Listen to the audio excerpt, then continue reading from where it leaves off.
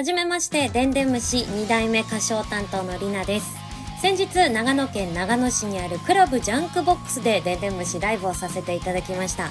というわけで、長野 Vlog、長野遠征のことを私歌唱担当りながつらつらと動画に綴った様子をご覧いただければなと思います。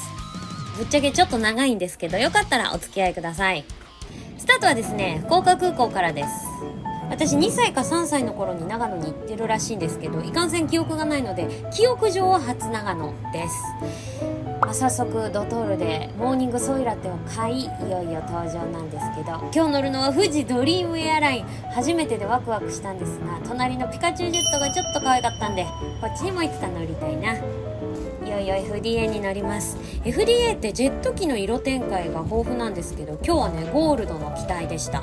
なんかね、岩手の VTuber とコラボしてましたね。でもこの FDA すごくサービスが良くって、喋りきれないのでご覧の通りすごく良かったですね。また乗りたい。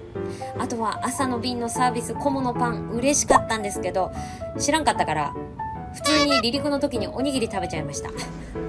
そんなこんなであっという間1時間半で信州松本空港に到着です。松本空港かなりミニマムでコンパクトな感じでしたね。私は佐賀県の出身なんですけど、佐賀空港の方がちょっと広いような感じがしました。空港からはシャトルバスで駅へと向かいます。シャトルバスを出発してびっくりしたのは、美しい景色が広がるのももちろんなんですけれど、やっぱり長野らしさ、ぶどうとかリンゴとか栽培してるのがすごく真横を通るんですね。なんだか大変新鮮でございました。あとね、このエアポートシャトル現金のみ650円だったんですけど、大きいお札しか持ってなかったんで、乗る前にちゃんと空港の売店でジュースを買っておりました。大好きなトマトジュース、機内サービスの小物パンと一緒にいただきます。これめっちゃすっきりしていて美味しかったですね。信州生まれの美味しいトマト、もちろん小物パンも食べます。昔よく母が注文してくれて頼んでたので、すごく懐かしい味でしたね。ここからの景色見ながら、あれ松本城じゃないって思ったんですけど、どうやら全然違うらしい。あっという間に松本駅に着きます。ここなんか素敵だったのは、アルプス口っていうのとお城口っていうのがあるんですね。東口西口じゃないんですね。というわけで特急しなのに乗って長野市へと向かいます。2000円ちょいでした。でね、ここで大事件が起こるんです。私が持ってきた大荷物のファスナーが壊れる。なんということだ。中身丸見え。壊れてます。気を取り直して景色を楽しみながら長野市へと向かうわけです。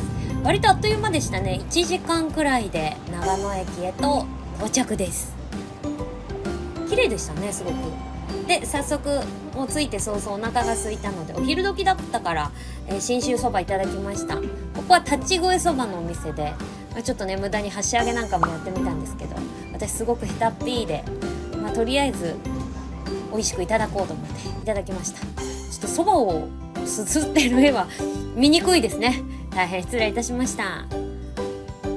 でも長野駅めちゃくちゃ綺麗で、リニューアルしてすぐだったのかな。で、ジャンクボックスもびっくりするぐらい近かったですね。歩いて5分もかかりませんでした。このビルの4階がジャンクボックス。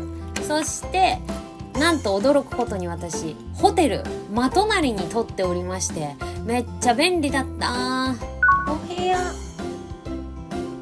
らのお外だよ。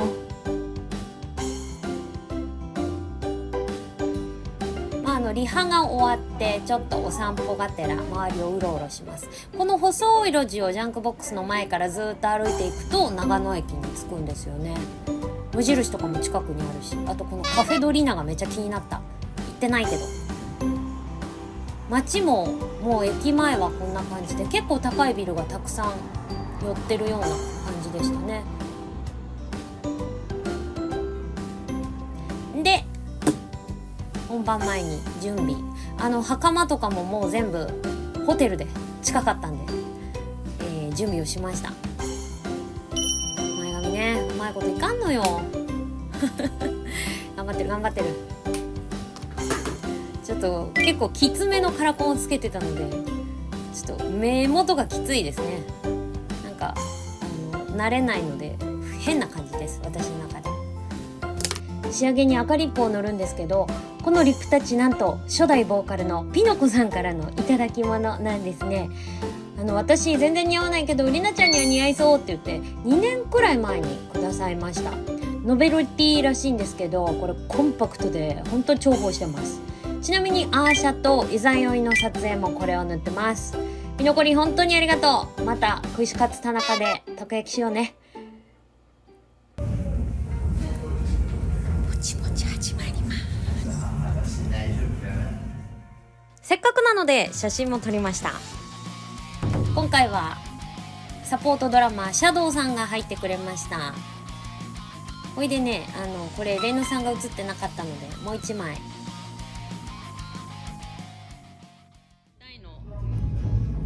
はい。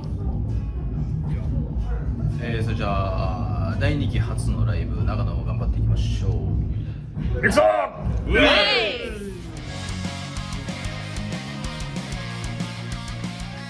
い！さあ、そして本番です。もうすっごく緊張した。ただ長野のお客さんってもう本当に優しくってあったかくってなんかもう涙出そうでしたね。柔らかい表情、笑顔でご覧いただいて本当に助けられました。楽しかったです。ありがとうございました。で MC でちょっと話題にした方言の話なんですが、私結構はしゃぎすぎてセルフで着た袴がだいぶずんだれてたのね。でこのずんだれるが全然通じなくてびっくり。例えばそがんずんだれたことしてちょっと恥ずかしかみたいなポカーンって感じでしたねそしてお客さんに教えていただいた長野の方言はずく、やる気とか気力みたいなニュアンスで使うそうです。ずくを出すみたいな使い方らしくって、これを聞いたゴーエン兄さんが曲前にずく出していけるかーってしっかり煽ってましたね。やっぱりね、この適応力見習いたいです。私も次回はずく出していきます。ちなみにライブの動画はありません。ぜひ11月23日福岡ビートステーションいらしてくださいね。そして打ち上げ、長野駅近くのよっこいしょという居酒屋さんにお世話になりました。対バンのアレットレッツのアントンさんに勧められるがまま長野名物っぽいメニューたくさん頼んでたくさんいただきました。これ楽しみにしてた野沢菜の天ぷらです。塩味が絶妙でめっちゃ美味しかったです。スイッチ切れてるから髪の毛ボサボサで申し訳ない。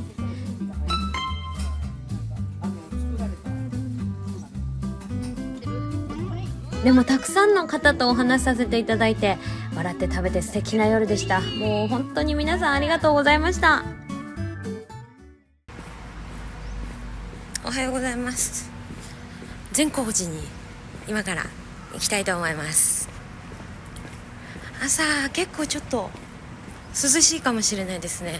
全然九州と気温が違う。打ち上げから帰ったの1時半だったけどね、ちゃんと6時半に起きて偉い。善光寺まではバスで行くんですが、スタバを発見しましたので一旦ソイラテ入れます。善光寺行きのバスに乗るんだけど、いわゆる全国共通の IC カードが使えませんでした。ぴったり持ってなかったから列の最後に並んで降りる時にお金を崩したんですけど、新500円玉見たようで積みましたね。時間かかって申し訳ないと思いました。次回はぴったり持ってきます。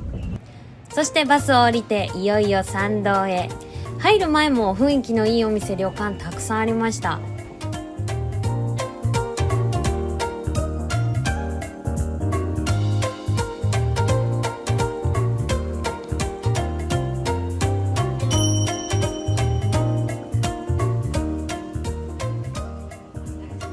私旅先では神社仏閣巡ることも結構多くって、初めての善光寺でした。無宗派、いわゆる宗派を問わないお寺なんですね。1400年くらいの歴史があって、源頼朝や北条家が信仰をしていたりですとか、織田徳川豊臣も大きく関わったという話もいろいろ資料館で説明をされていたんですが、宗派もなく性別や身分を問わず救済に導いてくれるということから、江戸時代は特に女性の参拝者がすごく多かったそうです。すべてのお堂に参拝できる共通券というのを買うと、日本中霊殿という建物に入ることができるんですけど、これね本当に美しくって、中が資料館になっていて、歴史がわかる所蔵物はもちろんなんですけど、最近の交流だったり行事のことも分かってめちゃくちゃ面白かったです。見応えありました。そしてライブのお客さんにもおすすめをしていただきました。お階段巡りもしてきました。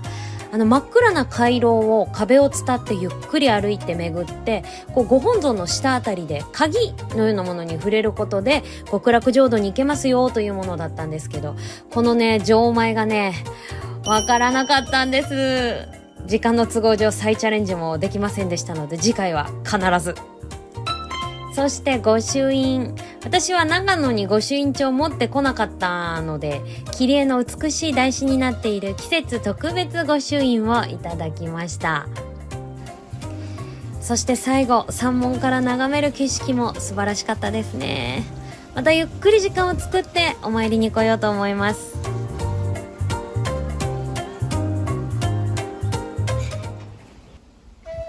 ちなみに帰りはアレットレッツのアントンさんにお世話になりました。